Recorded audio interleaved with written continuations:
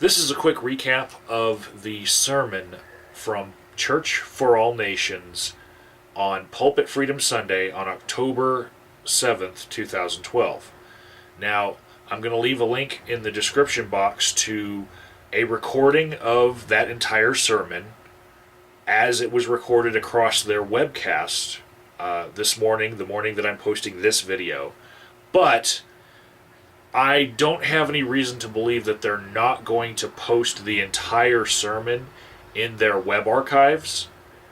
They do that for many of their videos, and although other churches have kind of backed out of the Pulpit Freedom Sunday thing where they'll say it once and then in the web version they edit out the part where they actually endorsed a candidate, as if, having it perpetually on the internet is a little bit worse than that one time that they said it. I don't believe that this church is going to back out, so I'll also leave a link to their own archives where you can get an HD quality version of many of their sermons.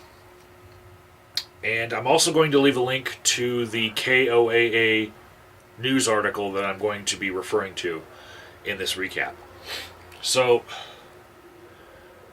the pastor starts out at 44 minutes of my recording after a whole bunch of music.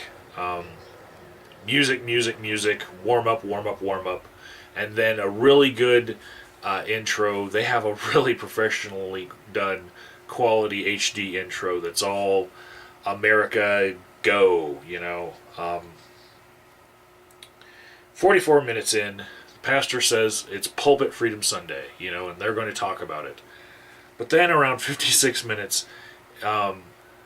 he said, well, if you're here for a political sermon, we're going to disappoint you. He didn't disappoint, actually, though. He didn't come out and specifically endorse a candidate, but that's not what's required to participate in Pulpit Freedom Sunday.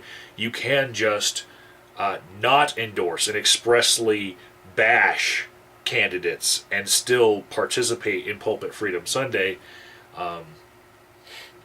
The pastor, by the end of the video, he did say that he himself is going to be voting for Mitt Romney, but he didn't tell everyone else to. In fact, he said he wouldn't tell people to vote for either, which could be construed as, well, find a third-party candidate that's good for your vote, or, you're on your own.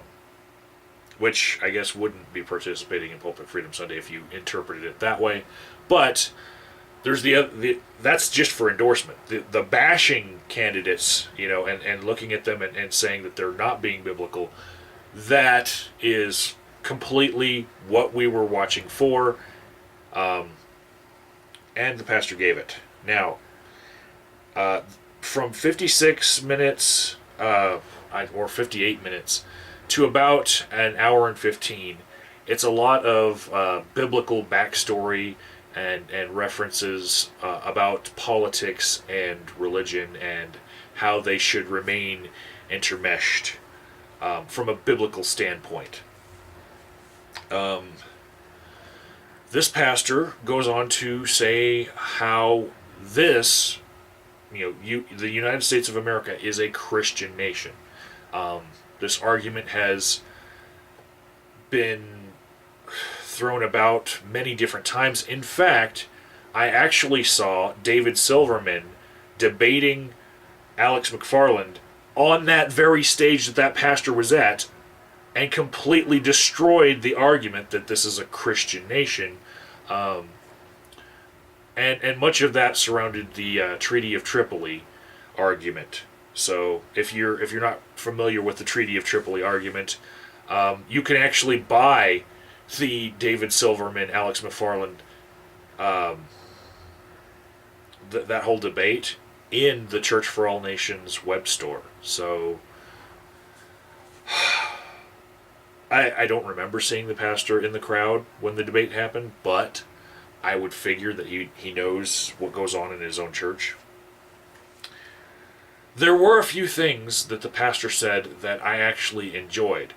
And I was right there with him. He did say that it's funny that Chick-fil-A can say that there's all this intolerance when they're the ones being intolerant. I was like, wow, yay. And then he said it was okay to be an atheist, and he's not trying to take away anyone's right to be an atheist or any religion other than Christians, that he's not trying to be bigoted like that, which also I thought was awesome. And he's saying this in the context of Mitt Romney being a Mormon. Problem here is inherently when you say that Mormons are not Christians, even though they follow Christ, I do still believe that that's a kind of bigoted statement, because they're just Christians who happen to have another testament of Christ's teachings. It's like if Jews were to say that Christians don't follow Yahweh, just because they have, volumes about the Messiah actually coming, they have another chapter to add. In fact, I have right behind me, let's see, this is the Oxford version of the Apocrypha right here. These are all the books of the Bible that didn't make it into the canon, but there are many churches that use the Apocrypha, right? And I'm assuming that his church, because of its denomination, does not use the Apocrypha. But there's many books of the Bible that did not make it in, okay? And those churches that use those other books, they're still Christian too. And when Mormons have their own books, they're still Christian too, And it's Christian on Christian bigotry that would make you say otherwise, in my opinion. But at least this pastor did say that when he's voting, he is voting for a chief executive officer, not a pastor. And I like the argument. I like where it's coming from, that we should not be bigoted against their religious beliefs. We should say, can they lead the country? Also, he starts to question Barack Obama's Christianity by saying that a lot of his policy has been anti-Christian, and citing references on that. I don't know what to say there. There's a lot of Christians who believe that Barack Obama is a Mormon or a Muslim. Sorry, they think that they're voting between a Muslim and a Mormon, and maybe those Christians aren't going to get out and vote unless they're actually taught not to be bigoted, for one, and then given the truth on top of that. So, yeah, very informative. Some of the things that this pastor has said, not just this year, but in previous years, other pastors, like from the Skyline Wesleyan Church in La Mesa, California, they have actually been teaching about Pulpit Freedom Sunday, the whole the amendment that basically in 1954 made it so that nonprofits could not talk about politics, and specifically they couldn't endorse candidates, and how that got applied to churches. And they do make some good arguments as far as freedom of speech being impinged upon. So, they've swayed me with a little bit of it, especially the motives that went behind putting that into the tax code. When you learn the history of it, it does seem that it's been political all along to try to silence political talk. Now, my problem with this is, now that we have the tax code the way that it is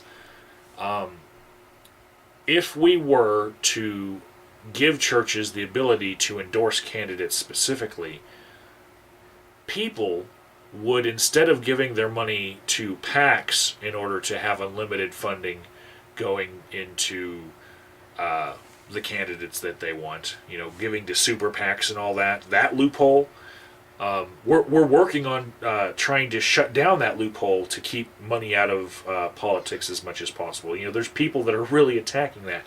And if we were to let churches speak about politicians the way that this pastor just did, people would not need to have PACs or super PACs or anything like that. They would just have to give their money to the church that is endorsing the candidate that they like. And they can give unlimited amounts then, and it's tax deductible. It's going to create a lot of problems just to get out of these problems that we have. So, like I said, links in the description box.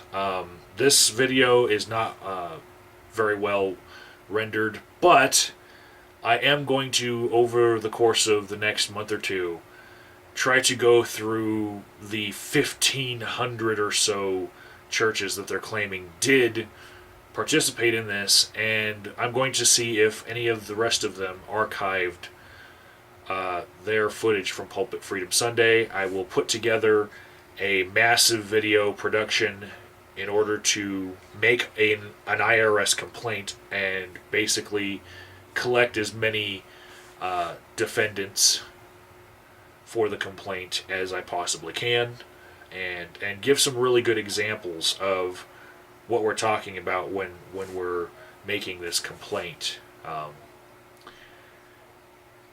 And we'll see how the IRS treats it. They might just completely ignore it like they have been doing.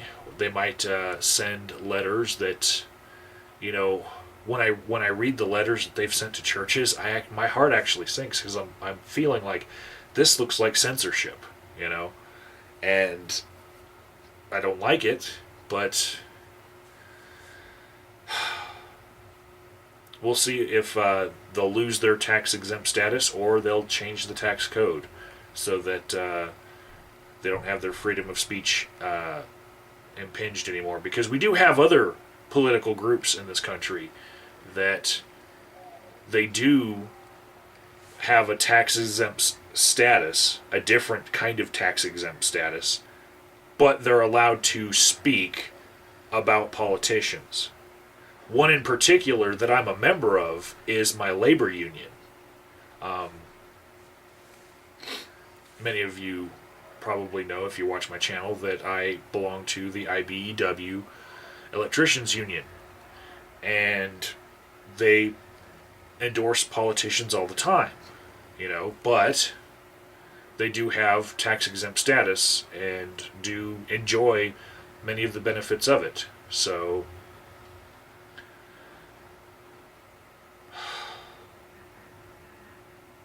I've heard a lot of good arguments on both sides, and I think if anything good can come of this, we can just have one final answer as to whether this is right or not if we push this to a court decision, and that will be why I will be submitting my IRS complaint, because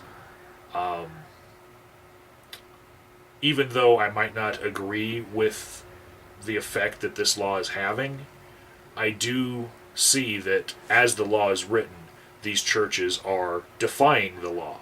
So either we need enforcement or we need to change the law. So